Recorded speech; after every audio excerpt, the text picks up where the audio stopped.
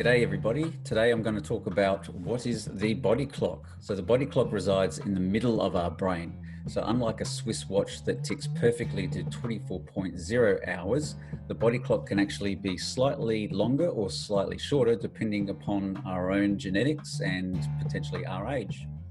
So we're going to look at this in different parts, but firstly, looking across the bottom at the x-axis, we've got clock time here. And what we see on the y-axis is alertness and sleepiness. So if we look at the blue curve and we're looking at a certain part of that blue curve, that will depend upon how alert or sleepy we are. Now, usually we look at this first part here, which is what we call the post-lunch dip. And so with this part here, it usually occurs somewhere around, say, 2 to 3 o'clock in the afternoon. And like it sounds, it's a bit of a dip in our circadian rhythm, our body clock. And this is when we might start to feel a bit sleepy. We might want to necessarily take a nap.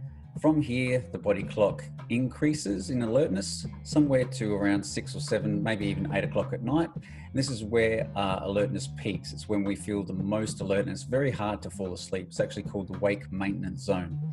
Then from here, our body clock starts to drift down lower and we start to feel a bit sleepy, especially on the really slanty part of this slope. And then we usually choose to go to bed. It doesn't take us long to fall asleep, but once we're asleep, eventually we sleep through the whole night. Now, very importantly, we've got this low point of the body clock here. And this is called sometimes the T-min. It's also referring to our body temperature. When our body temperature is the coolest, we also feel the sleepiest. And it's when we function the worst as well. So we don't have an appetite, we don't concentrate very well if we're awake and doing shift work. So we really shouldn't be awake during this time of our body clock. And so therefore, after this low point of our body clock, we then begin to increase in our alertness and go about our day. And eventually we come back to the post-lunch dip. And this completes the cycle known as the 24-hour circadian rhythm.